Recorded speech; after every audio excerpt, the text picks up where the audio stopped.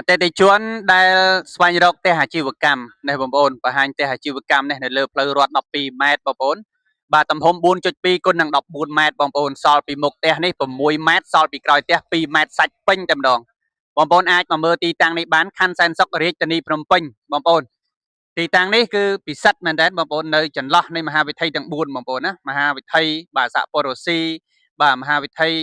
បាទផ្លូវជាតិលេខ4បាទមហាវិថីឈ្នះនិងមហាវិថីហាណូយបងប្អូនដឹងហើយតំបន់ភូមិសាស្ត្រទីតាំងនេះបាទច្រកកណ្ដាលបងប្អូនងាយស្រួលក្នុងការធ្វើដំណើរទៅផ្សារទៅសាលារៀនបាទប្លុកភូមិសាស្ត្រដែលជាទីប្រជុំជនមានបងប្អូនជាពលរដ្ឋរស់នៅច្រើនតែម្ដងបាទហើយជាពិសេសគឺគម្រោងការអភិវឌ្ឍថ្មីនៅក្នុងភូមិសាស្ត្រទីតាំងនេះគឺ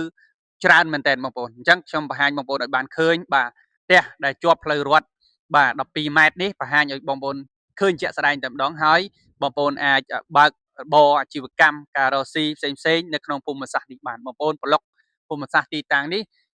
វាពិតជាពិសេសសម្រាប់ពុកម៉ែបងប្អូនដែលជាអ្នកចាប់ផ្ដើមនៅអាជីវកម្មការរស់នៅក៏ដូចជាបាទការបើកនៅអាជីវកម្មដែលសមស្របជាមួយនឹងអ្វីដែលជាជំនាញរបស់បងប្អូនពិតប្រាកដបាទអញ្ចឹងបងប្អូនអាចតាក់ទងមកលើដើម្បីទទួលបានបាទការបញ្ចុះតម្លៃការបន្ថែមជូនសម្ភារៈទូតាំងក៏ដូចជាបាទការ free ប្លង់រឹងជូនដល់បងប្អូនអតិថិជនផងដែរតាក់ទងមកលើនេះ